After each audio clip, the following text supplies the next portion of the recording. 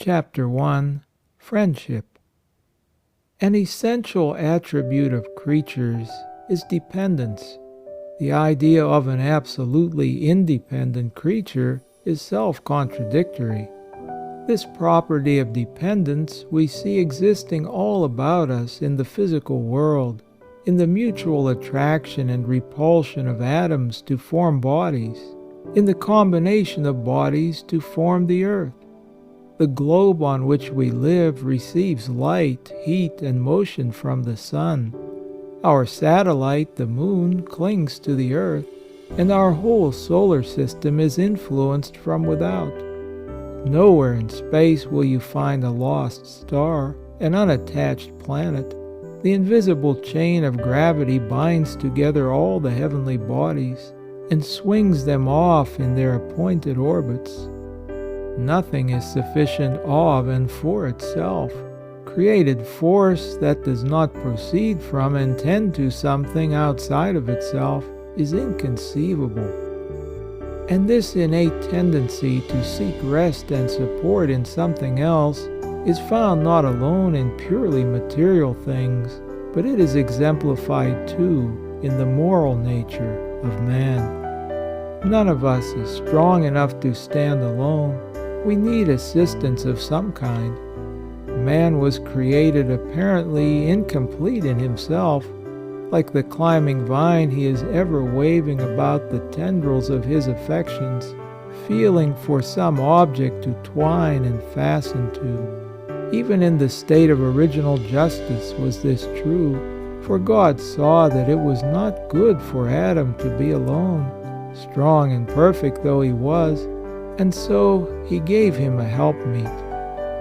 Nowhere is the clinging nature of the heart more beautifully displayed than in family life, where husband, wife, and children are bound together with the strong cords of affection. In the family has been cradled all that is best and fairest in human aspiration and achievement, and round it cluster the fragrant memories of what is purest and most sacred in each one's life. Chateaubriand says somewhere that in the family there are 14 different shades and varieties of affection, corresponding to the various relationships existing in it. There are the relationships of husband to wife, of father to son, of father to daughter, of mother to son, and mother to daughter, of brother to brother, and brother to sister, and the reciprocal relations of wife to husband, of son to father, and son to mother, of daughter to father, and daughter to mother, of sister to brother, and sister to sister. And from each of these relations arises a distinct variation of love with its own peculiar quality of tenderness. But family affections, wide and absorbing as they are, do not exhaust man's capacity for loving. He seems forced to go beyond its pale and find other kindred souls on which to lavish his affections. No one is so callous as not to call someone friend.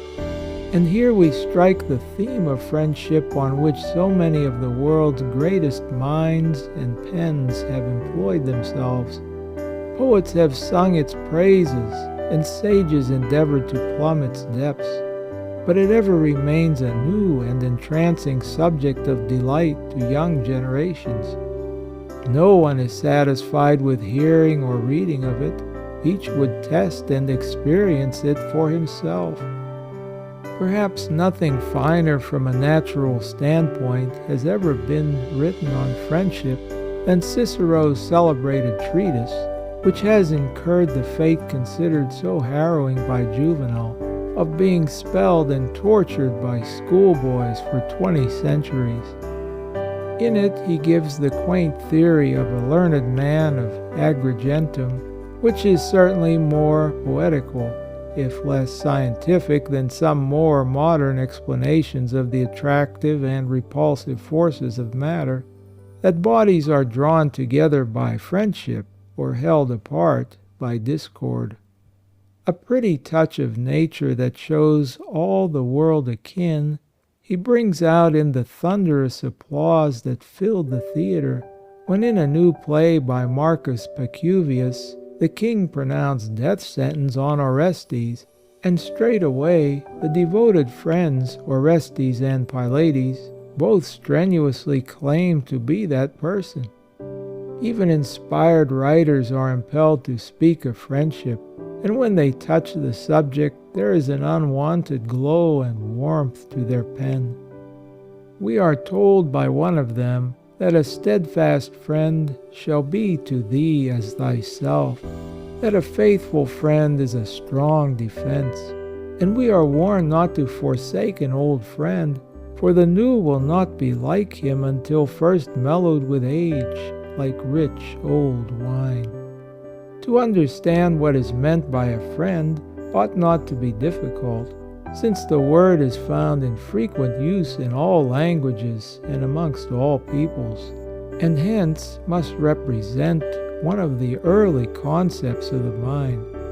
One who performs a kindly deed is said to act in a kind or friendly manner, and if he frequently repeats such actions so as to evidence an habitual attitude of disinterested goodwill toward another, he is ordinarily styled a friend.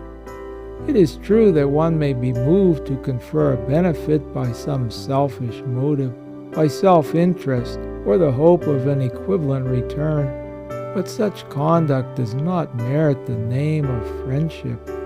The true friend forgets self and thinks only of the welfare of the other. Friendship then requires one to think kindly of another, to esteem him and wish him well, and so is based on love. This is universally admitted, and it is patent from the fact that in many languages, love and friendship are expressed by the same word, or at least by words derived from the same root. Even in English, the word friend is only the participle of an Anglo-Saxon word which means to love. And what expression is more commonly heard than the love of friendship, which is evidence that the mind regards the one but as a species of the other. Friendship's an abstract of love's noble flame. 'Tis love refined and purged from all its dross, the next to angels' love, if not the same. Now love is an act of the will, and the will, like any other faculty, has its own proper object.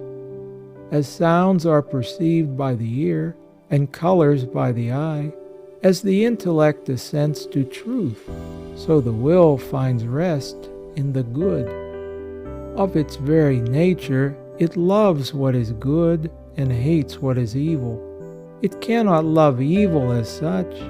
Evil may masquerade as good, and so deceive the will into a false love, and what is good may deck itself in so attractive a garb as to beget an intemperate or inordinate desire of it. But good in some shape or form is ever the proper object of love, and the love of friendship is no exception to this rule.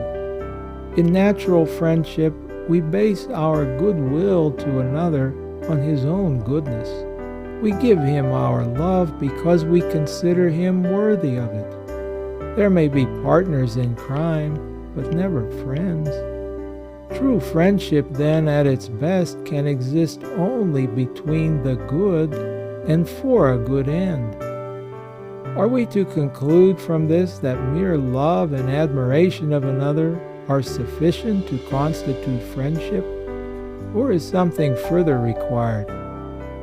Far back in his day, the prince of pagan philosophers, Aristotle, essayed to define friendship: mutua aliquorum benevolentia non latens, the mutual and known goodwill of one for another.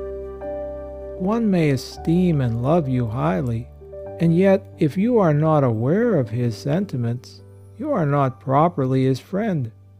And even when you learn his attitude toward you, you still give him no right to call you friend until you accept his offering of affection and let him know that you reciprocate it. Friendship, then, is a mutual love, and though called forth by the consideration of another's worth, it remains free in the giving. Love is a capricious force, setting ordinary laws at defiance, refusing to come under hard-set canons and rules, and delighting in wayward impulse and inconsistency. You cannot force it. It demands absolute freedom, and you would be spontaneous as the cloud that leaps from the sea at the kiss of the sun. You cannot bind or halter, command or purchase it.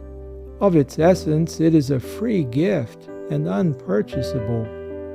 Many things in the world are for barter, sordid things, which the earthly-minded prize and spend their lives in the endeavor to obtain. Place and power, affluence and ease are among the mercenary things that are bought and sold in the marketplace, and some cynically claim that everything may be had for money. But the true, genuine things of life, which are really worth the having, are all unpurchasable. Is happiness a marketable commodity? Or love, or honor, virtue, truth, or fidelity? The inspiration derived from the starry heavens, from the glory of sunrise, the elevation of mind produced by the wide prospect of field and meadow, bending sky and sweep of ocean, are possessions beyond price. Such things are the inheritance of the race, which cannot be taken from it or trafficked in for exclusive use or ownership. They are largesses to it from the Creator, and one of these gifts, which money cannot buy, is the love of a friend. It comes to us unsought, or at least is ours for the asking, and if it does not so come, all the wealth of the Orient will not get it for us. But though friendship's love is given free, it must have a return of love, or it cannot live. The saying is that love feeds on air. It were truer, perhaps, to say that it feeds on love. It surrenders self, but it still lives in another, and so it comes to pass that in all literature a friend is styled another self, an image of self, the other half of one's soul. I was his soul, he lived not but in me, sings Dryden.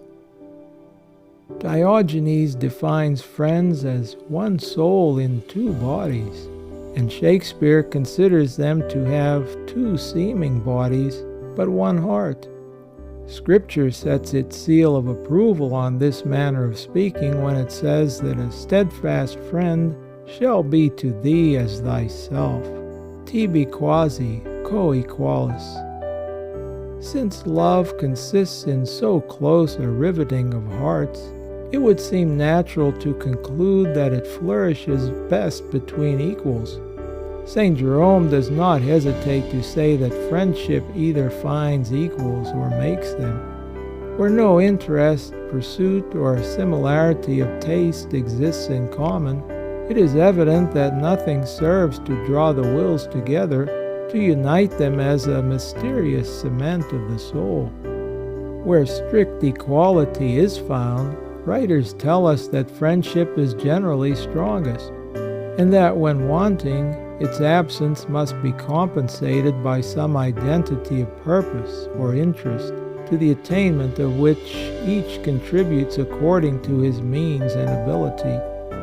Here, though equality be lacking, at least there exists a harmony and proportion of wills sufficient to raise the barriers of separation. Men closely bound by friendship's tie ordinarily feel so keenly the chafing of inequality that the superior strives to keep his own eminence in the background, and at the same time to elevate his friend, as near as may be, to his own station. Thus we read in Scripture that King Alexander, wishing to make Jonathan, the valiant brother of Judas Maccabeus, his confederate and friend, appointed him high priest of his nation, and sent him a purple robe and a crown of gold to raise him to a dignity worthy of a king's friend. End of chapter 1.